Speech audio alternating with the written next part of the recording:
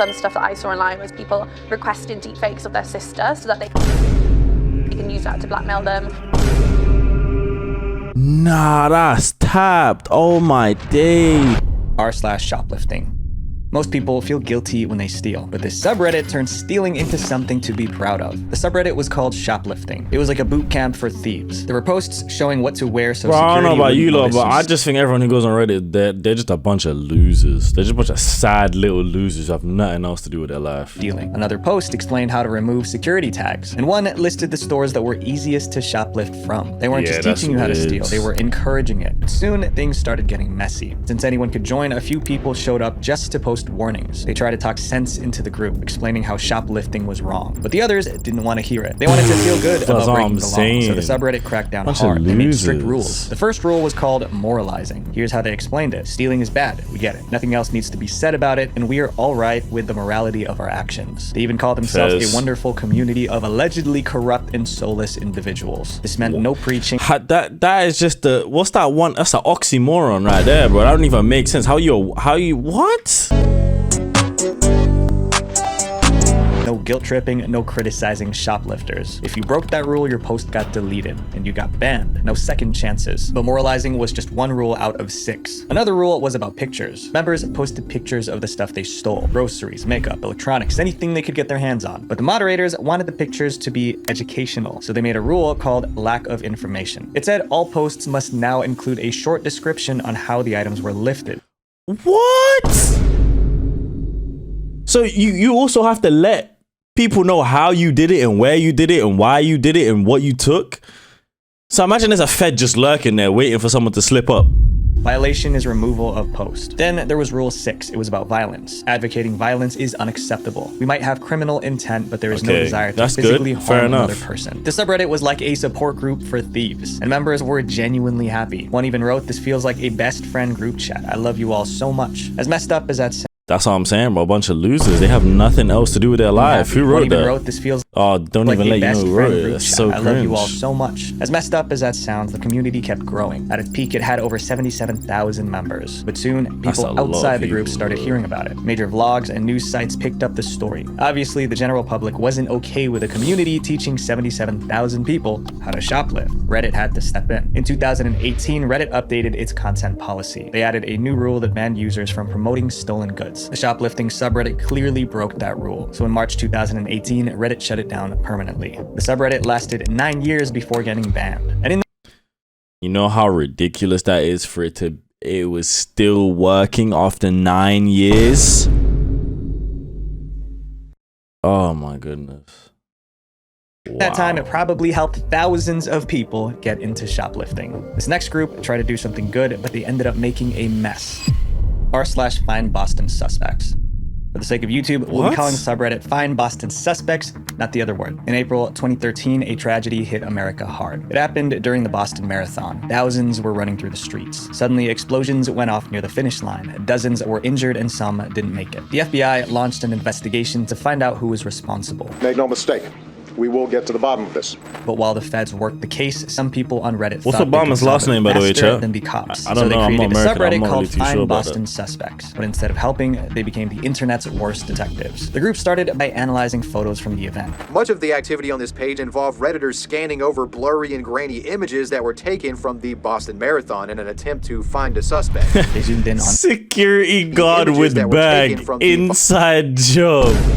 Yo, these guys are such idiots. Boston Marathon in an attempt to find a suspect. They zoomed in on backpacks. They circled random faces. They looked for anything suspicious. Then they started pointing fingers with very little proof. Their first suspect was a 17-year-old runner named Salah. Members of the subreddit were convinced that Salah, yeah, I wonder why they picked him. Salah and his coach looked suspicious. The coach had a backpack which they thought contained the devices. So the group spread their photos online, accusing them of being the suspects. Even the New York Post put Salah and his coach Bag men Fed seek these two. No. Page. But there was a big problem. Salah was completely innocent. He was so scared for his safety that he went straight to the police to clear his name. Luckily, he was able to prove that he had nothing to do with the incident. But the fine Boston suspects community wasn't done causing trouble. On April 18th, 2013, the FBI released photos of the real suspects. But there was another problem. The photos were blurry, so the faces were hard to make out. And once again, the subreddit didn't wait. They rushed to blame someone else. The subreddit compared the blurry FBI photos to random people on social media. That's when someone brought up a man named Sunil. Sunil was a 22-year-old student who went missing a month before the incident. And just like that, the group decided he must be one of the suspects. They posted his name, they shared his photos, and they spread the accusation across the internet. To them, Sunil wasn't. That's so sad because he's missing. And they're trying to say that he's there bombing people. Like, come on. I'm telling you, people are Police believe this weird, new bro. image from a surveillance camera shows the 22-year-old just moments after leaving his campus apartment. Sunil's family created a Facebook page to find him. But after the rumor spread, that page was flooded with hate. Again, it's not a white person, huh?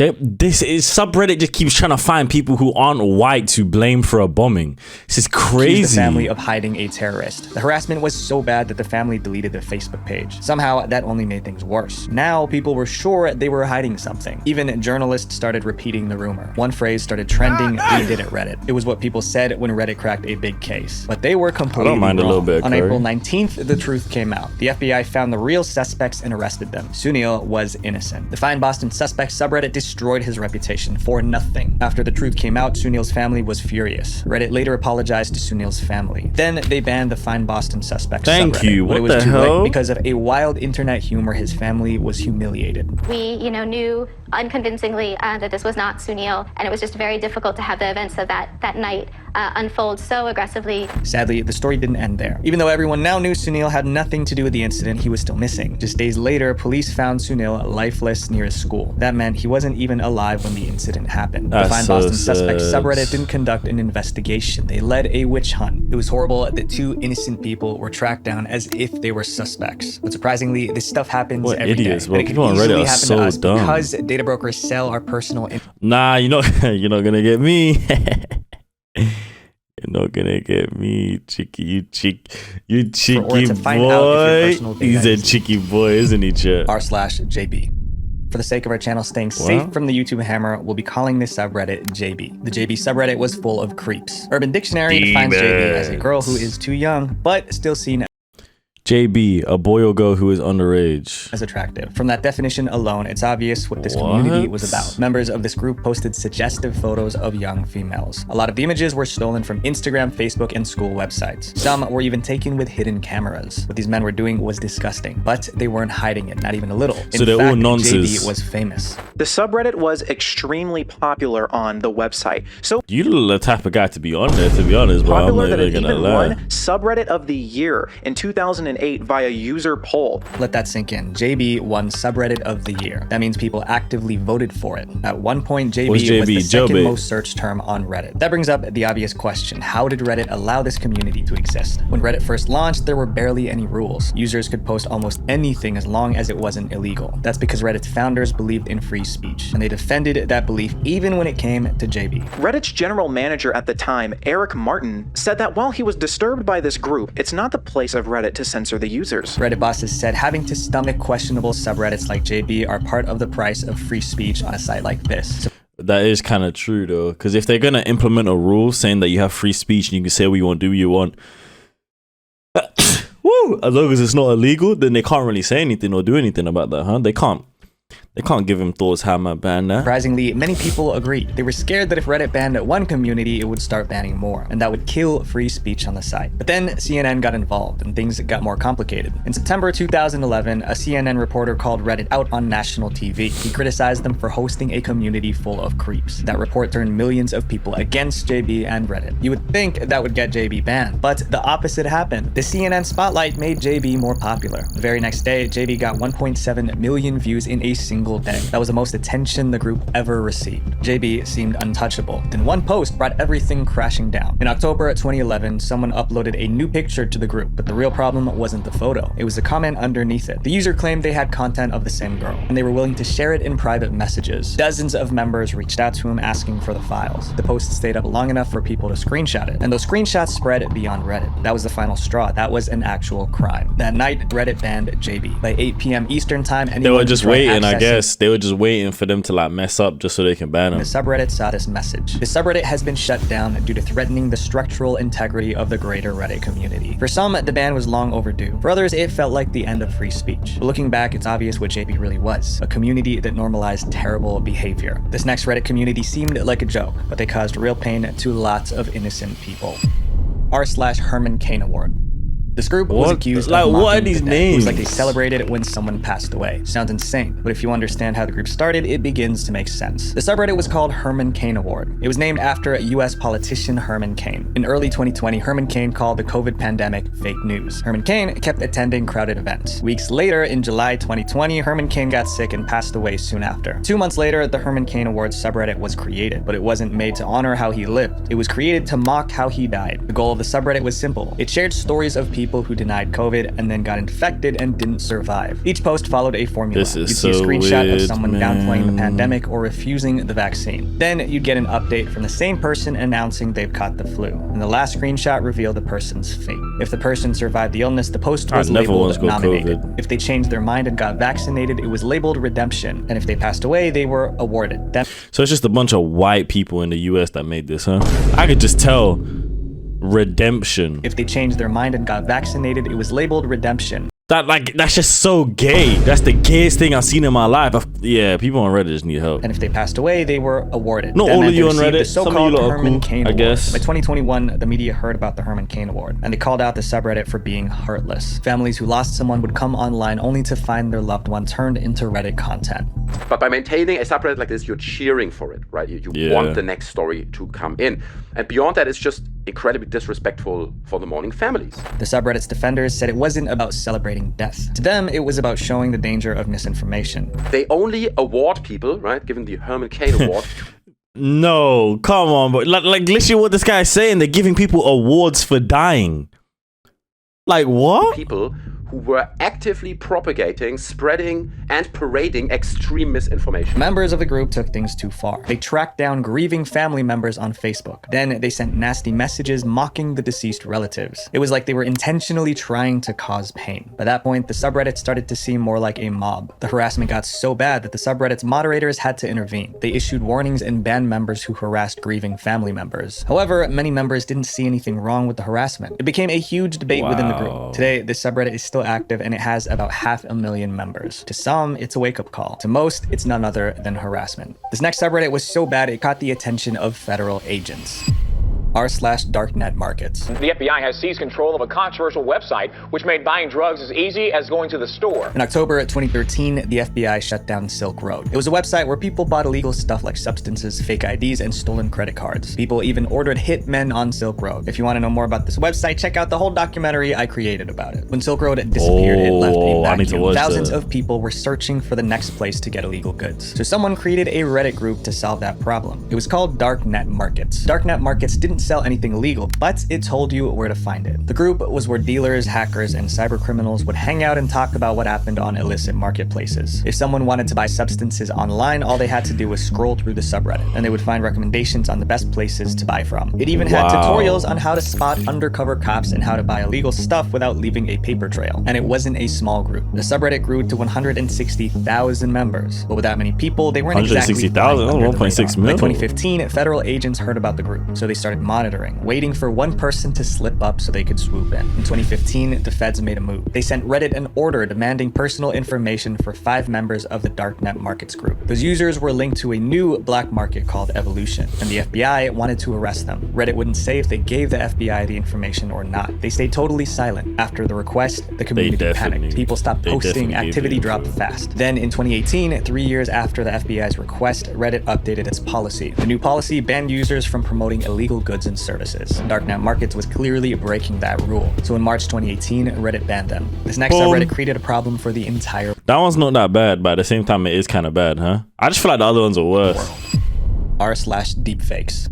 This subreddit changed the internet forever, but not in a good way. The group was created by a Reddit user who went by the name Deepfakes, and in 2017, he discovered a creepy new way to use AI. He would take the faces of female celebrities and put them onto adult videos. The results were so realistic, people thought the videos were real. It's very difficult to convince people that that isn't you, because if it looks like you, it might as well be you. Soon, the Reddit user created a Reddit community to show off his work. He named it after himself, Deepfakes. And once again, for the sake of YouTube, we'll be calling it Fakes. Within 2 months, the subreddit had 15,000 members. The group was filled with AI videos of celebrities. But soon, people didn't just want to watch celebrities. They uploaded photos of real people they knew and asked for AI videos of them. Oh my God. Some stuff that I saw online was people requesting deepfakes of their sister so that they can use that to blackmail them. Nah, that's tapped. Oh my days. Oh, that's actually so strange. Eventually, that wasn't enough too. The members wanted to learn how to make the fake videos themselves. At this point, fakes was no longer one guy's username. It became the term for inappropriate videos made using AI. The term was born in Reddit when members of a group called Deepfake used AI to put celebrities' faces on actors. But making fakes was hard. You needed a powerful computer and coding skills, but that was about to change. In 2018, a member of the subreddit released a software called FakeApp. FakeApp made creating fakes as easy as clicking a few buttons. Just upload the picture and let the AI do the rest. Now anyone could make a fake. FakeApp spread like wildfire far beyond Reddit. On January 24th, 2018, a blog published an article exposing the subreddit. They pretty much blamed the group for kickstarting the AI video epidemic. The article went viral. People were furious and Reddit couldn't ignore it. If they didn't do it, someone 2 else weeks would later, have. So Reddit it's banned like the fake subreddit. They also uploaded their policy to ban all involuntary inappropriate content. However, it was too late. Even after the ban, FakeApp continued to spread. And today, fakes blackmail is still a huge problem online. This next subreddit turned tragedy into entertainment. I go on Instagram, I see Donald Trump going, "What's my nigga?" Like, bro, it's not real.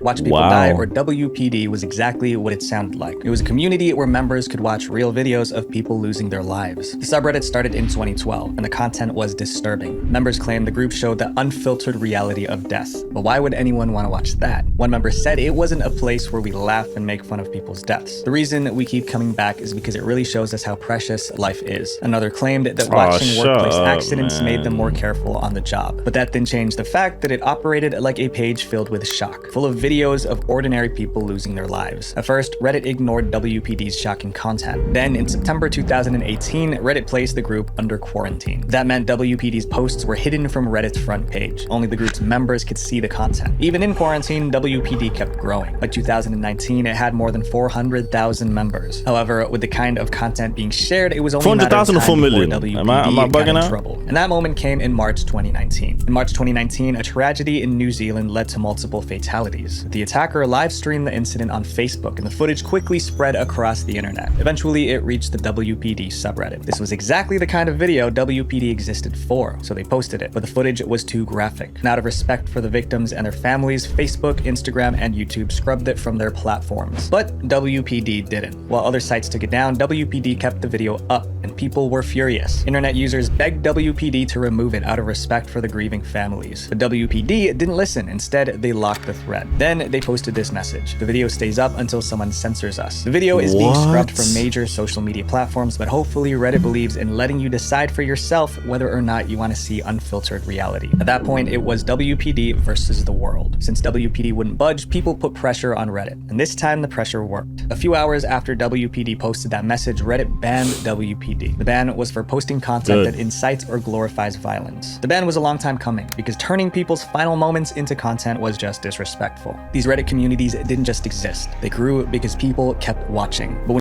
bro, I can't lie, this is one of the most retarded videos I've seen in my life. This is not okay, bro. Some of you men on Reddit genuinely need help, and I pray to God that you find it.